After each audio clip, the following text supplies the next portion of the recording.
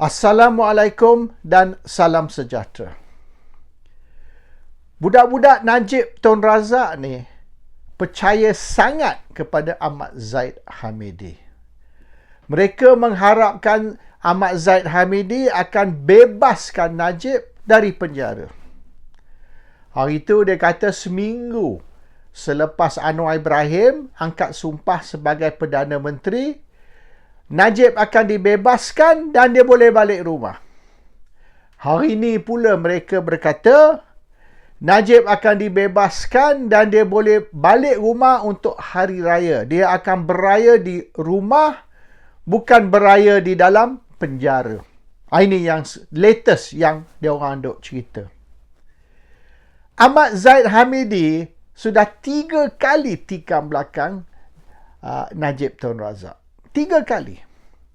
Kalau orang tikam belakang sekali, kita dah tak boleh buat kawan. Kalau dia tikam belakang kita 2 kali, kita kena bunuh dia. Ini dah 3 kali. Masih mereka percaya Zaid, masih mereka berharap kepada Zaid untuk membebaskan Najib. Saya heran, orang macam Najib ni mampu menjadi Perdana Menteri Malaysia. Orang kalau dah boleh jadi Perdana Menteri Malaysia ni, kita anggap cerdik, pandai, bijak. Ini nampak macam tak bijak. Kalau saya kata bodoh, marah pula. Biar saya kata tidak begitu bijak. Mari kita kaji. 3 peristiwa, 3 kali Zaid cuba bunuh Najib. Kali pertama bulan Mac tahun 2015. March 2015. 8 tahun dulu. Apabila Mahathir mula bertindak untuk nak singkir Najib, nak jatuhkan Najib, Zaid tidak menunjuk solidariti, tidak menunjuk perpaduan. Dan Zaid menunjuk yang dia rela bekerjasama dengan Mahathir untuk menjatuhkan Najib. Dia duk cerita kerajaan perpaduan. Sibuk tentang kononnya kerajaan perpaduan, kerajaan sekarang. Tapi semasa Mahathir serang Najib, Zaid tak tunjuk perpaduan. Sama-sama UMNO tu. Tak usah kira UMNO dengan PKR, UMNO dengan DAP. UMNO dengan UMNO. Zaid tidak tunjuk perpaduan. Zaid cuba buat deal dengan Mahathir. Ini bulan Mac 2015. Zaid cuba buat deal dengan Mahathir. Sekiranya Mahathir singkir Najib, Zaid nak ambil alih sebagai Perdana Menteri. Zaid offer diri dia. Dia rela ambil alih dari Najib sebagai Perdana Menteri Malaysia. Macam mana Zaid pula nak jadi Perdana Menteri? Kalau ikut kelaziman, convention, ikut tradisi, sekira Perdana Menteri letak jawatan, maka timbalan Perdana Menteri lah akan ambil alih. Masa dulu, Tengku Rahman turun sebagai Perdana Menteri, Tun Razak ambil alih. Masa Tun Razak meninggal, Hussein On. Masa Hussein On letak jawatan, Mahathir. Masa Mahathir letak jawatan, Abdullah Badawi. Masa Abdullah Badawi letak jawatan, Najib Tun Razak. Najib Tun Razak tu dia tak letak jawatan lah. Dia kalah pilihan raya. Tapi kelazimannya nombor 2 lah ambil alih. Tujuan tu kita ada timbalan Perdana Menteri. Kalau ikut timbalan Perdana Menteri tidak ada di dalam perlembagaan. Dalam perlembagaan hanya Perdana Menteri dan Kabinet. Ikut Constitution. Tapi kita tambah ekstra di luar perlembagaan, iaitu timbalan Perdana Menteri sesuatu berlaku kepada Perdana Menteri. Macam Tun Razak meninggal, macam Hussein On letak jawatan. Kalau sesuatu berlaku, maknanya kekosongan tu akan diisi oleh timbalan Perdana Menteri. Tapi Zaid nak jadi Perdana Menteri, ganti Najib Tun Razak. Dan ialah nombor 1, sepatutnya nombor 2 lah. Kalau Najib turun, Najib letak jawatan, nombor 2 lah jadi Perdana Menteri. Dan yang lebih penting, ini Mahathir bagi tahu. Mahathir bagi tahu ke ramai orang, termasuk saya.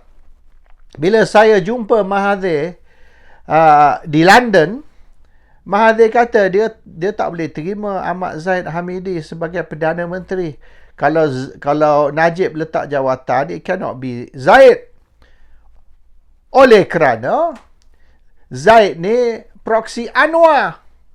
Kalau Zahid menjadi Perdana Menteri, bermaknanya yang berkuasa Anwar. No way Mahathir akan terima Zahid sebagai Perdana Menteri, oleh kerana ini akan memberi kuasa kepada Anwar Ibrahim. Dan juga satu lagi sebab, walaupun ini bukan undang-undang lah, hanya convention ataupun ikut tradisi, iaitu nombor 2 lah sepatutnya ambil alih. Kalau nombor 1 turun, nombor 1 letak jawatan. So memang Mahathir tolak Zahid. Tolak Zahid oleh kerana Mahathir tak mau Anwar. Dan kalau lantik Zahid sebagai Perdana Menteri, samalah macam lantik Anwar. So bila Zahid ditolak, rancangan Zahid ialah dia nak langkah Muhyiddin Yassin. Maknanya Najib turun, Najib letak jawatan, Najib dipaksa letak jawatan. Kalau dia tak letak jawatan, dia akan ditangkap dan akan di-charge untuk jenayah. Jenayah melibatkan 1 MDB. So, option choice kepada Najib, resign or we arrest you. Kalau you tak resign, you akan ditangkap. So, kalau Najib resign, dia tidak akan ditangkap. Dia akan diberi pengampunan lah, more or less. Secara tak langsung, dia akan diberi pengampunan. Dia tidak akan ditangkap, tapi dia kena letak jawatan. Dan Perdana Menteri baru akan ambil alih. Dan Perdana Menteri baru ni, Zahid nak ambil. Tapi ada sekatan. Ada obstacle.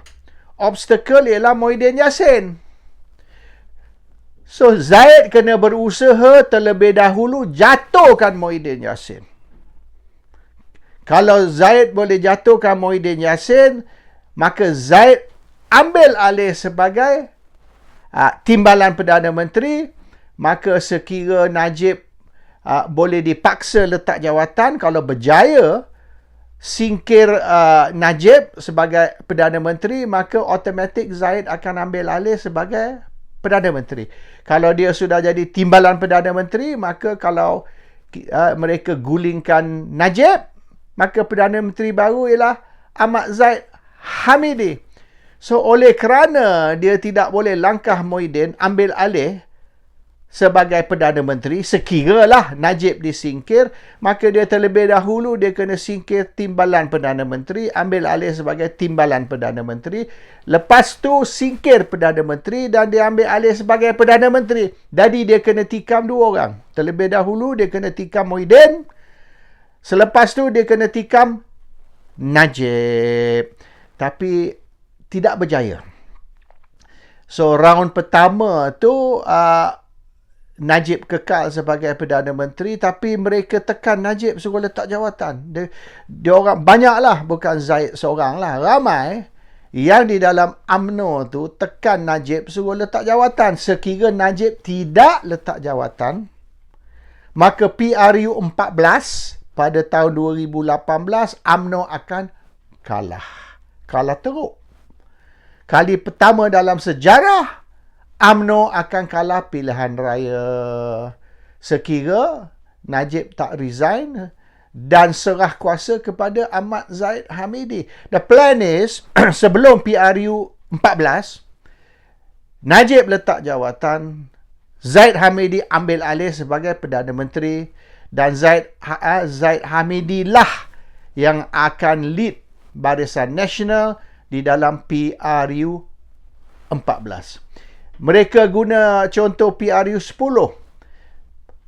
Bulan November 2003, Tun Dr. Mahathir resign, Pak Lah ambil alih. Dan selepas Pak Lah ambil alih, dia orang adakan pilihan raya umum. Dan Pak Lah menang 91% dari kerusi. 91% of the seats in parliament. Bukan saja 2/3 majority, landslide majority. The best in history performance Barisan.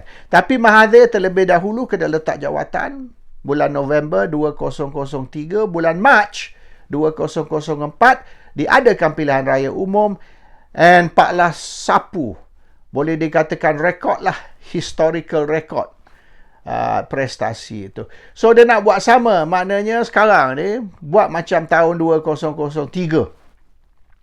Najib letak jawatan, Ahmad Zahid Hamidi ambil alih sebagai Perdana Menteri baru, dan adakan pilihan raya umum PRU 14, dan Barisan akan sapu 2/3 majority di dalam parlimen. But that did not happen. So instead, Barisan Nasional kalah tahun 2018, PRU 14. So that was the first round. First round, Zahid cuba tikam belakang Najib, tapi terlebih dahulu dia kena tikam Muhyiddin, barulah dia boleh nak tikam Najib. But it didn't work because Najib degil. Budak-budak Najib tak bagi dia letak jawatan, tak bagi dia serah kuasa kepada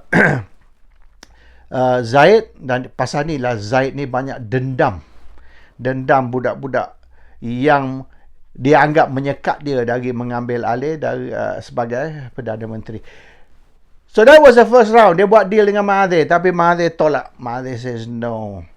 Kalau maknanya Najib letak jawatan pun, it's not going to be Zahid yang akan ambil alih. So yang kedua tu, round kedua yang Zahid tikam Najib tu, itu berlaku masa bulan Disember.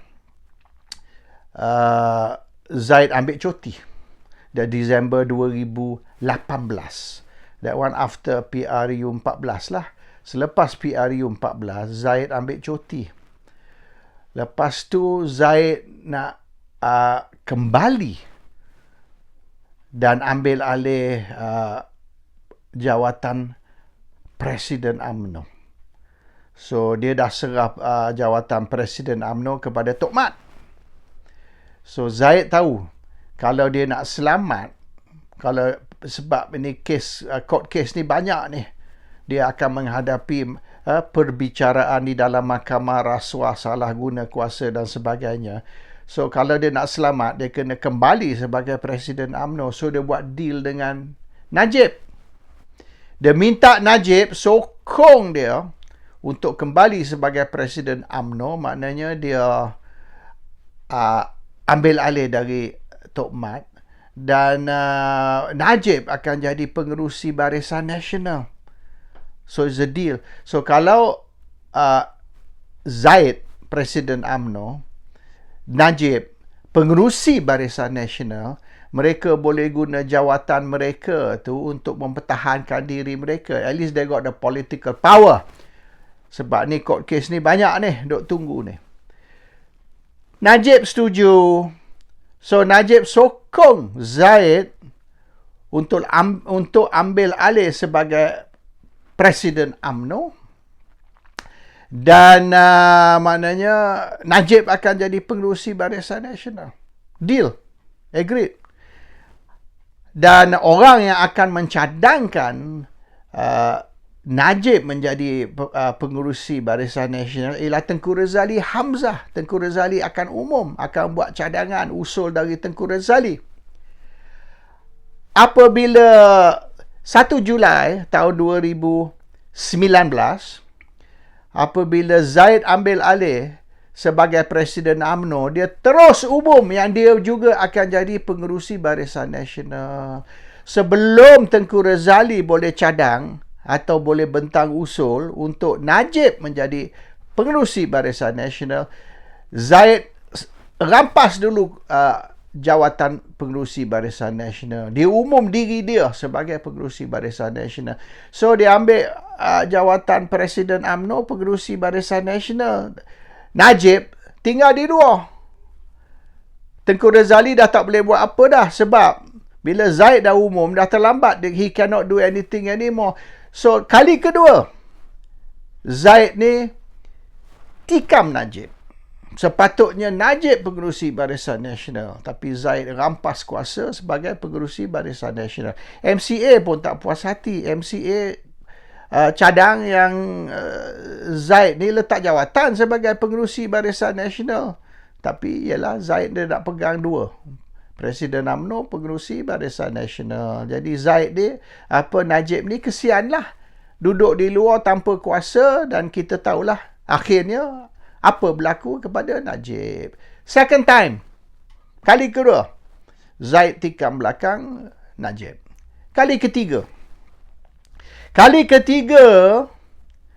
Zaid berjaya meyakinkan Najib, convince Najib yang mereka akan kalah pilihan raya. Confirm, UMNO tidak akan menang. Silap-silap UMNO menang 50 ke 60 kerusi ataupun barisan mungkin menang 5-60 kerusi. UMNO mungkin dalam 50 habis tinggi.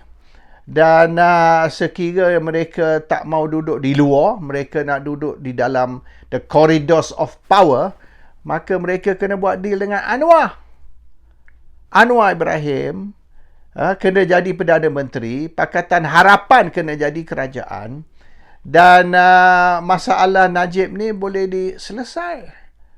The only way. Kalau tidak, kalau ikut mahkamah, habis. Memang Najib akan masuk jail.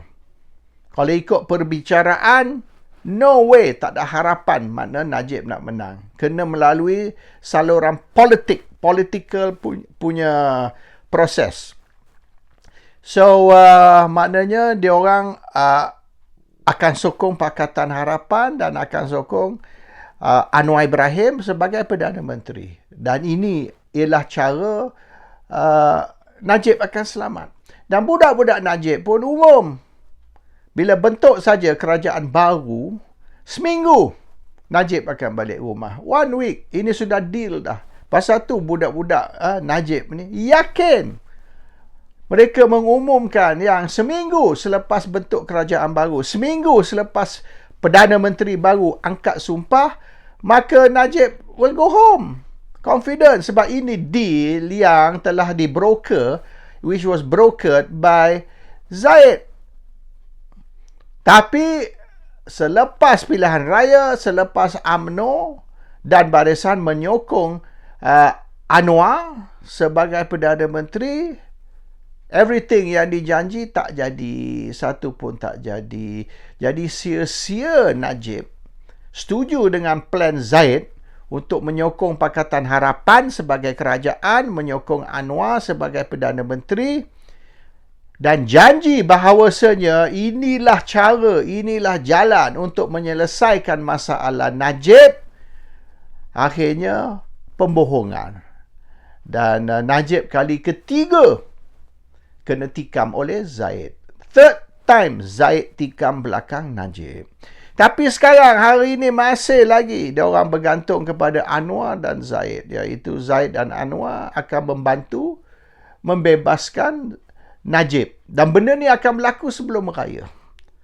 Dalam 2-3 minggu ni, dan 2-3 minggu ni selesai pengampunan untuk Najib. Najib balik rumah dan Najib akan beraya kat rumah tahun ini. Ini deal yang telah dibuat di antara Zaid dengan Anwar Ibrahim. So we shall see dalam 2-3 minggu lagi, betul ke tidak Zaid dan Anwar dia punya deal, Najib akan bebas melalui pengampunan dari Agong dan Najib akan balik rumah, dan tahun ni Najib akan berhari raya di rumah dia. Kalau tidak, bermaknanya that will be the 4th time yang Zaid tikam belakang Najib. Kalau Najib beraya, berhari raya dalam penjara, bukan di rumah, bermaknanya kali keempat. Dan mengikut Cina, 4 is mati. 4 is die. So bermaknanya this is the 4th time yang Najib akan ditikam belakang, dan kali ini The fourth time, China kata kali keempat, you mati terus. You tak ada harapan nak hidup balik. So, itulah cerita. Sudah 3 kali Zahid tikam belakang Najib. 3 peristiwa. Ada dalam surat khabar. Boleh baca semua ni. Online memang ada cerita tentang all these issues ni. Ini bukan rekaan atau spekulasi. Ini history. Sejarah. Benda yang telah berlaku. Dan cuma spekulasi saya ialah kali keempat, belum berlaku lagi, tapi kita tengok Najib Tun Razak beraya di penjara ke beraya di rumah. Saya ingat lagi tahun 2008 saya tak beraya di rumah. Saya beraya di dalam kemunting. Dan tahanan-tahanan lain semua masa hari raya tu dia orang boleh melawat di tenis di kemunting, dan keluarga boleh duduk di taman, boleh bermesra. Saya tidak dibenar. Saya kena duduk di belakang cermin, dan isteri dan anak saya melawat saya, tak boleh sentuh. Cannot touch me. They got to look at me dari belakang cermin 45 minit sahaja, bercakap melalui telefon. So, tak tahulah kalau Najib masih dalam penjara semasa raya pertama, raya kedua, ada tidak dia boleh bermesra dan sentuh dengan keluarga dia. Tapi soalan dia, whether he's going to be home or he's going to be in prison. Ini yang mengikut budak-budak Najib sedang diurus, being arranged for Najib to go home for Hari Raya. Good luck to you. Dan if it doesn't happen, maknanya beritahu orang Raja Petra Kamarudin sudah meramal, sudah forecast that Najib will be Hari Raya di dalam penjara. Assalamualaikum. Salam sejahtera.